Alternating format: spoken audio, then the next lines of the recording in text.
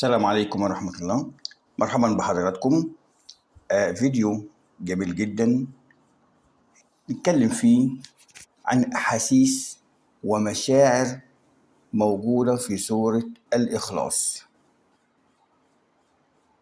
أنا عايزك اقرأ سورة الإخلاص بتأني تدبر، هتحس بأحاسيس ومشاعر جميلة جدا. بسم الله الرحمن الرحيم. قل هو الله أحد الله الصمد لم يلد ولم يولد ولم يكن له كفوا أحد. أول إحساس الأمان. إحساس الأمان. أول ما تقول قل هو الله أحد تحس إنك مش محتاج تدور على سند، هو واحد بس كفاية. ودي بيدي طمأنينة إن فيه إله واحد كبير ماسك كل حاجة ومش هيسيبك. إحساس إن الله سبحانه وتعالى واحد لا شريك له يعطيك إحساس الأمان بأن الله تعالى معك في وقت الشدة وفي وقت الضيق. هذا الإحساس والشعور بالأمان يجعلك تكثر من الطاعات وأنت تعلم جيدا بأنه واحد وهو الذي يجزيك وحده، لا أحد يتحكم في إعطاء الأجر. هو الله تعالى، وهذا يعطيك أكثر إحساس وشعور بالأمان بأن عملك لا يضيع وأجرك مضمون عند الله تعالى. إحساس بالأمان. الإحساس الثاني إحساس الاحتواء. إحساس الاحتواء في قوله تعالى الله الصمد. الله الصمد، كأنك بتجري على حضن ربنا لما تبقى مخنوق مهموم تايه، تفتكر إن فيه واحد بتروح له من غير مواعيد ولا استئذان، تحس إنك مشتاق ومسموع ومطمن. إحساس وشعور جميل بأن الله تعالى يحتويك، لأنه هو الذي يطعم ولا يطعم، لا يحتاج إلى طعام ولا إلى شراب، وليس من جنس المخلوقين، بل هو الغني عن كل ما سواه.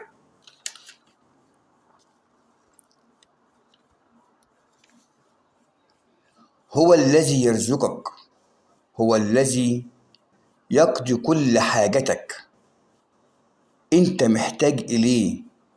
وهذا هو الاحساس الجميل، احساس الاحتواء.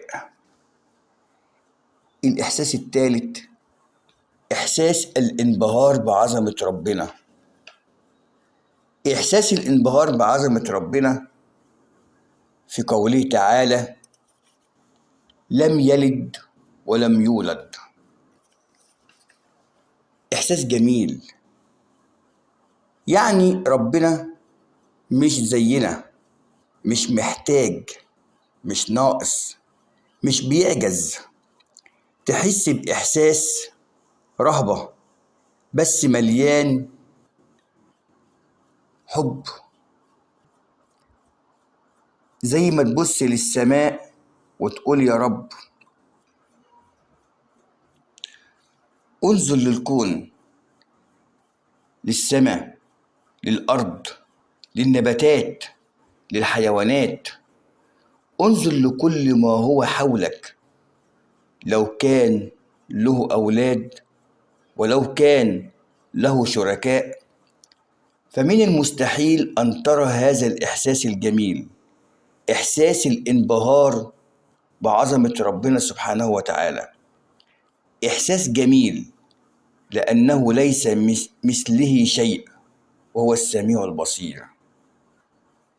إحساس الانبهار بعظمة ربنا سبحانه وتعالى في قوله لم يلد ولم يولد. الإحساس الرابع هو إحساس الخضوع الكامل. إحساس الخضوع الكامل في قوله تعالى ولم يكن له كفوا أحد. ولم يكن له كفوا أحد، يعني مفيش حد زيه ولا حتى قريب من عظمته. إحساس الخضوع الكامل إنك بتسلم قلبك وعقلك لله سبحانه وتعالى. سيب نفسك دايما وقول أنا بين إيديك يا رب، دبرني. طالما هو الذي يرزقك ويدبر حالك ويعلم ما في نفسك، بتحب إيه وبتكره إيه، تتمنى إيه، نفسك في إيه. في هذه الحالة تشعر بإحساس جميل، إحساس الخضوع الكامل لله تعالى. هذا الإحساس يعطيك الطمأنينة والراحة النفسية التي لا توصف.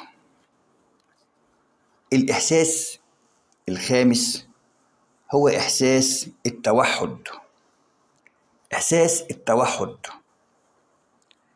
إحساس جميل لما تقرأ أو تسمع قل هو الله أحد. قل هو الله أحد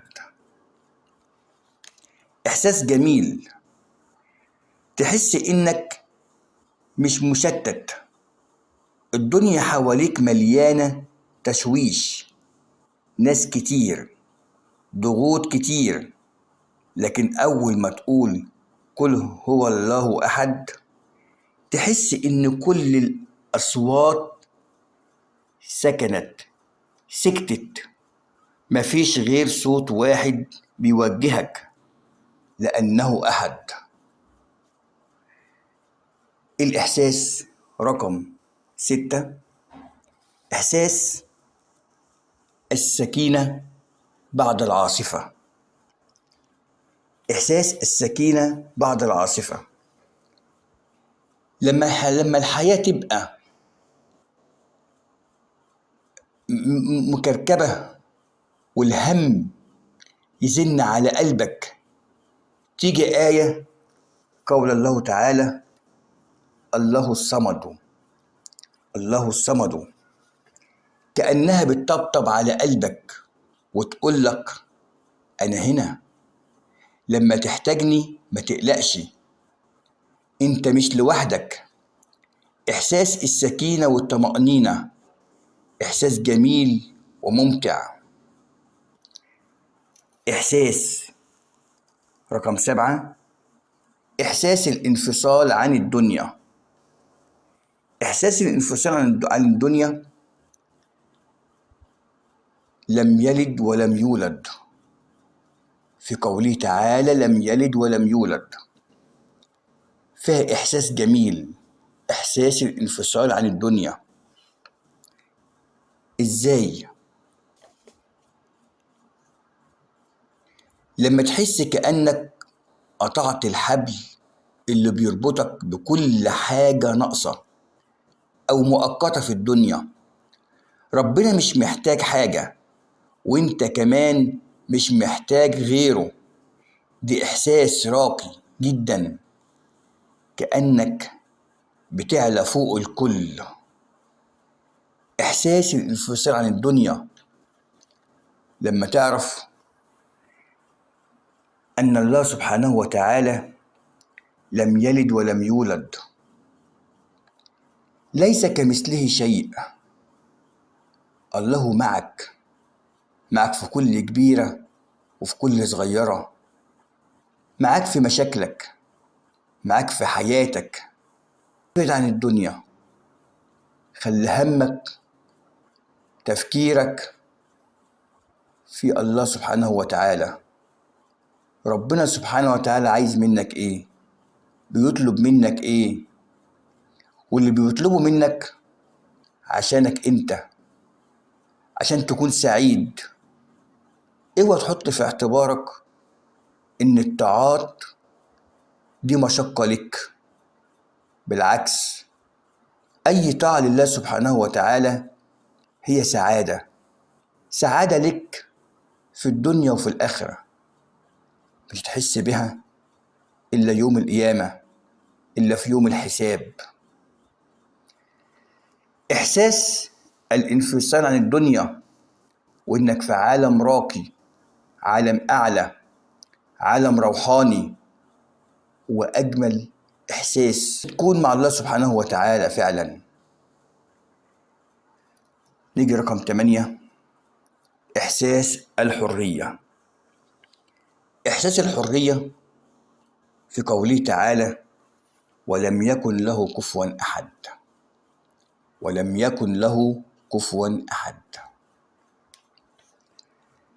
إحساس جميل وممتع، يعني مفيش حد فوقك ولا حد بيتحكم فيك غير ربك، ولا عليك سلطان غير ربك. تحس إنك حر، مفيش حد بيملكك، مفيش حد يقدر يتحكم فيك إلا الله سبحانه وتعالى. أنت حر من الخوف، حر من التعلق، حر من الناس. أنت عارف ليه؟ لأن الله تعالى ليس شبيها لأحد، ولا يوجد أحد يماثل ويشابه الله تعالى. معنى ذلك أن الله تعالى ليس له شريك أو نظير أو مثيل. هذا هو معنى لم يكن له كفوا أحد. وبالتالي بأنه لا يوجد أحد يملكك أو يرزقك إلا الله سبحانه وتعالى. إحساس إنك حر، مفيش حد يقدر يتحكم فيك أو يسيطر عليك إلا الله سبحانه وتعالى. لما تحط جواك إن ربنا سبحانه وتعالى هو اللي بيتحكم فيك ولا أحد غيري، دي في حد ذاته إحساس جميل، إحساس الحرية. اوعى تخاف من الناس، اوعى تشيل هم الناس، اوعى تشيل هم الدنيا، اوعى تحس ان في حد مسيطر عليك، اوعى تحس ان في احد الاشخاص بيتحكم فيك. انت حر، انت حر. احساس جميل لازم يكون موجود جواك. الاحساس رقم 9، احساس الحب الحقيقي. احساس الحب الحقيقي الصورة كلها، صورة الإخلاص كلها، لو حسيتها بجد هتحس إنك بتحب ربنا بصدق، مش بس عشان محتاج له، مش بس عشان محتاج له، لا، عشان هو يستاهل الحب ده. هو كامل، موجود، بيسمعك، وده بيزرع جواك أحاسيس بالرضا والسكينة، وبالتالي بتولد الحب الحقيقي. إحساس الحب الحقيقي إنك تحب الله سبحانه وتعالى. لما تقرأ سورة الإخلاص كلها: قل هو الله أحد الله الصمد لم يلد ولم يولد ولم يكن له كفوا أحد، تحب ربنا أكتر.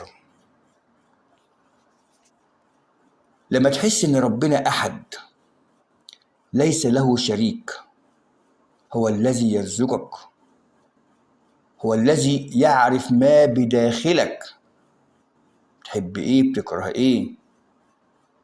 هو الذي معك، يقف بجانبك وقت الشدة. أكيد أكيد لازم تحبه حب حقيقي. ربنا مش عايز حاجة منك، ربنا مش يستفيد منك.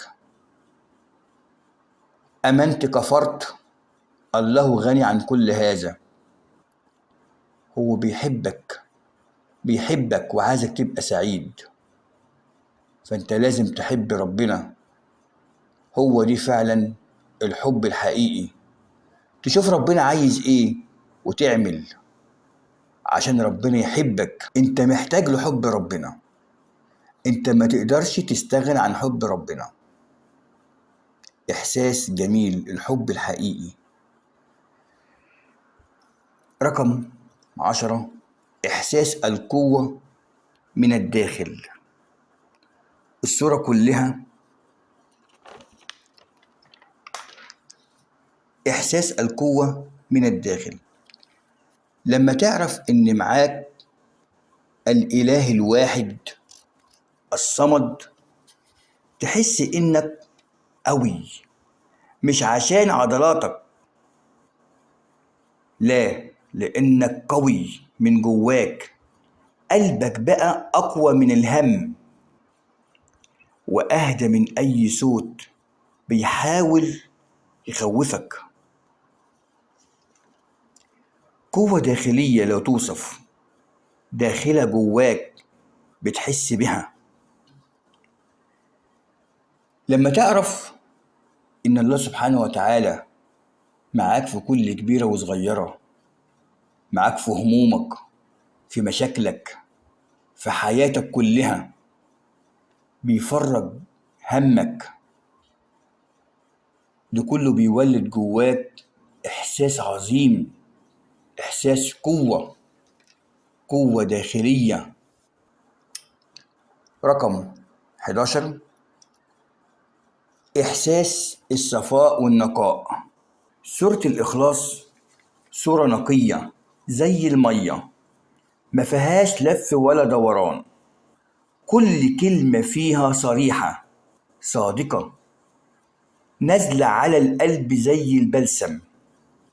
لما تقرأها أو تسمعها تحس بصفاء وطمأنينة النفس. اقرأ السورة كذا مرة، صدقني هتحس بإحساس جميل، إحساس الصفاء والنقاء. الإحساس رقم 12، إحساس الطمأنينة في آخر الليل. لما تكون سهران والدنيا هادية والكل نايم، وتقرأ بهدوء قل هو الله أحد، تحس كأنك بتكلم ربنا بصوت واطي، وهو سمعك كويس جدا. تحس بالأمان اللي بيغطيك زي بطانية دافية في عز البرد. رقم 13، إحساس الاستسلام الجميل. إحساس جميل قوي، مش ضعف لكن استسلام، فيه راحة، فيه قوة داخلية. إنك تقول أنا مش هحاول أتحكم في كل حاجة، فيه إله واحد بإيده كل شيء، وأنا واثق فيه. أنا مستسلم لله سبحانه وتعالى، أنا سايب نفسي لله سبحانه وتعالى. هو اللي بيتحكم فيا، هو اللي بيتحكم في حياتي، وهو اللي يهديني دايما لكل شيء جميل. خلي استسلامك، إحساس الاستسلام لله، صدقني إحساس جميل. لما أعرف أن الله سبحانه وتعالى أحد، لم يلد ولم يولد، وجميع المخلوقات تحتاج إليه، لازم أسلم نفسي له، أسلم حياتي، تفكيري، كياني، لله سبحانه وتعالى. دي في حد ذاته إحساس جميل جدا، إحساس الاستسلام. رقم 14، إحساس التداوي من الوجع. إحساس التداوي من الوجع، هذا الإحساس بيكون موجود لو الناس جرحتك، ولو قلبك مكسور، ولو الناس ظلمتك. أكيد حالتك النفسية بتكون سيئة جدا، وتحس إنك انتهيت. تيجي آيات سورة الإخلاص تداويك، تطبطب على وجعك، وتقولك الله الصمد، الله الصمد. ما تخافش، الله يداويك من كل ألم ومن كل وجع جواك. الإحساس رقم 15، إحساس التعلق الحقيقي. في زمن كله تعلق بالناس والفلوس، تعلق بالمظاهر، تيجي سورة الإخلاص تفكك التعلقات الزائفة كلها. سورة الإخلاص تفكك التعلقات الزائفة، وتعلق قلبك بربنا بس. إحساس التعلق الحقيقي بيحررك من كل التعلقات الزائفة والزائلة، تعلقك بالله سبحانه وتعالى. من أجمل الأحاسيس والمشاعر الصادقة، واللي من خلالها بتكون حر وقلبك خالي من الانكسار، هو التعلق بالله سبحانه وتعالى. خلي تعلقك بالله سبحانه وتعالى، خلي تعلقك بالله سبحانه وتعالى. ابعد عن التعلق بالدنيا، ابعد عن التفكير في الدنيا. بلاش تفكر في المستقبل، بلاش تفكر في حياتك بعد 2 بعد 5 سنين، بعد 10 سنين. بلاش تتعلق بالمستقبل، بلاش تتعلق بالأوهام، الأوهام الزائفة. صدقني، تعلق بالله سبحانه وتعالى. لماذا؟ لأنه أحد، لأنه أحد، ولأنه الصمد. الصمد جميع المخلوقات تحتاج إليه، وأحد لا يتحكم فيك إلا هو الله سبحانه وتعالى، لأنه أحد ليس له شريك. وبالتالي خلي إحساسك بالتعلق لله سبحانه وتعالى. لا تتعلق بالدنيا، الدنيا زائلة وكل ما فيها زائل. إحساس التعلق الحقيقي بالله سبحانه وتعالى إحساس جميل جدا جدا. الإحساس رقم 16، إحساس الرضا التام. إحساس الرضا التام، بعد ما تعيش مع سورة الإخلاص هتحس إنك مش محتاج أي حاجة من الدنيا، حتى لو الدنيا مش ماشية زي ما تحب، أنت راضي، لأن اللي كاتب السيناريو هو الله سبحانه وتعالى. إحساس الرضا التام من أجمل الأحاسيس اللي بيشعر بها الإنسان. إحساس إنك راضي عن نفسك، إحساس إن تحس إن ربنا راضي عنك. صدقني، إحساسك إن ربنا راضي عنك وإنك راضي عن نفسك، دي بالدنيا واللي فيها. وأكبر سعادة بيشعر فيها الإنسان لما يحس إن ربنا راضي عنه، ولما يحس إن هو راضي عن نفسه. لما تحس إنك عايش زي ما ربنا سبحانه وتعالى عايز منك، إنك بتعمل اللي ربنا بيقول لك عليه، وبتبعد عن اللي ربنا بينهاك عنه. صدقني، لو عملت كل ده هتحس بإحساس جميل قوي، إحساس الرضا التام. شكرا لحضراتكم، والسلام عليكم ورحمة الله.